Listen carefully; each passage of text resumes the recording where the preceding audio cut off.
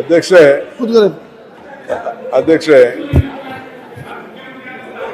ಈಗ ಕಿಸಾನ್ ಸಮ್ಮಾನ್ ಕೊಡ್ತಾ ಇದ್ದೇವೆ ಸರ್. ಯಾರು ಕೂತ್ಕೊಂಡು ಮಾತಾಡಬೇಡಿ. ಸಮಸ್ಯೆ ಬಗೆಹರಿಸಲು ಸಹಕರಿಸಪ್ಪ. ಅಧ್ಯಕ್ಷೆ ಸಮಸ್ಯೆ ಸೃಷ್ಟಿ ಮಾಡ್ಲಿಕ್ಕೆ ಅವ್ರು ಸಹಕಾರ ಮಾಡಬೇಕು. ಅಧ್ಯಕ್ಷೆ, ತೆಂಗಿನಕಾಯಿ ಅವರು ಕೇಳಿದಂತ ಪ್ರಶ್ನೆ ಆಸ್ ಎ ಪೊಲಿಟಿಕಲ್ ರೆಪ್ರೆಸೆಂಟೇಟಿವ್ ಈ ಕ್ಷೇತ್ರದಲ್ಲಿ ಆ ಕ್ಷೇತ್ರದಲ್ಲಿ ಪೀಪಲ್ ರೆಪ್ರೆಸೆಂಟೇಟಿವ್ ಅವ್ರು ಬಂದು ಕೇಳಿದ್ದಾರೆ. ಅವ್ರ ಮಂತ್ರಿಗಳು ಉತ್ತರ ಕೊಟ್ಟಾಗೂ ನಾನು ಇಲ್ಲಿದ್ದೆ, ಐ ವಾಸ್ ದೇರ್. ಅವರು ಕಂತಿನ ಮೇಲೆ ಅವ್ರು ಹೇಳ್ತಾ ಇದ್ರು, ಇಂತಿಂತ ಇಷ್ಟು ಕಂತು ಬಿಡುಗಡೆ ಮಾಡಿದ್ವಿ, ಇಷ್ಟು ಕಂತು ಬಿಡುಗಡೆ. ನಾನು ಆಫೀಸರ್ಸ್ನ ಕರೆದು ಕೇಳಿದೆ, ನಾನು ಅವರು ಲಿಸ್ಟ್ ಕೊಟ್ಟಿದ್ದಾರೆ. ಟಿಲ್ ಸೆಪ್ಟೆಂಬರ್ ವರೆಗೂ ಕೂಡ ಈಗ ರಿಲೀಸ್ ಆಗಿದೆ. ಮಧ್ಯದಲ್ಲಿ 1-2 ತಿಂಗಳು ಇಲ್ಲ ಅನ್ನೋದು ಅವರು ಮಾಡಿದ್ದಾರೆ. ಅದಕ್ಕೆ ಅವರು ಕನ್ಫರ್ಮ್ ಮಾಡಿದ್ದಾರೆ. ಚೀಫ್ ಮಿನಿಸ್ಟರ್ ಹತ್ರ ಕೂಡ ಅವರು ಮಾತಾಡಿ, ಈಗ ಫೈನಾನ್ಸ್ ಮಿನಿಸ್ಟರ್ ಯಾವತ್ತೇ ಆಗಲಿ, ನೀವು ಮಂತ್ರಿ ಆಗಿರಲಿ, ನಾನು ಮಂತ್ರಿ ಆಗಲಿ, ನಮಗೆ ಫೈನಾನ್ಸ್ ಮಿನಿಸ್ಟ್ರಿಂದ ಏನು ಬರ್ತದೆ ಅದು ನಾವು ಟ್ರಾನ್ಸ್ಫರ್ ಮಾಡ್ತೀವಿ.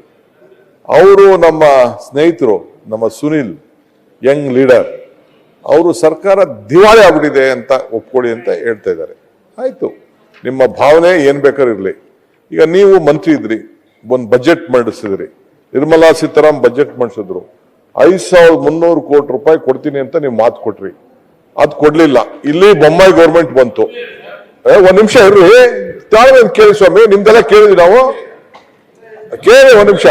5,300 ಕೋಟಿ ರೂಪಾಯಿ ನಿಮ್ದೇ ಬಜೆಟ್ ಇರೋ, ಸ್ವಲ್ಪ ನಿಮ್ದೇ ಗೌರ್ಮೆಂಟ್ ಹೇಳ್ತು, ಆಯ್ತಪ್ಪ 5,300 ಕೋಟಿ ರೂಪಾಯಿ ಅಪ್ಪರ್ ಬರ್ಡರ್ ಬಜೆಟ್ಗೆ ಕೊಡ್ತೀವಿ ಅಂತ ಹೇಳಿದ್ರು, ಕೊಡಕ್ ಆಗ್ಲಿಲ್ಲ.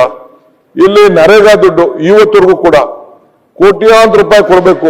ಜಲ್ ಜೀವನ್ ಮಿಷನ್ ದುಡ್ಡು ಸುಮಾರು 30-40 ಸಾವಿರ ಕೋಟಿ, ಹಂಗಂತ ಕೇಂದ್ರ ಸರ್ಕಾರ ದಿವಾಳಾಗೋಯ್ತು ಅಂತ ಹೇಳಕ್ ಆಗ್ತದ? ನಾನು I can't tell that.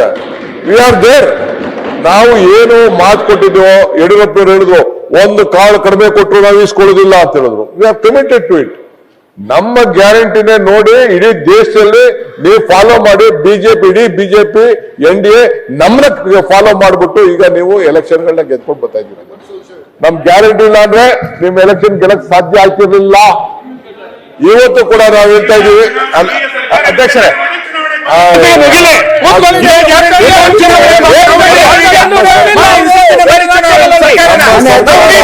Guarantee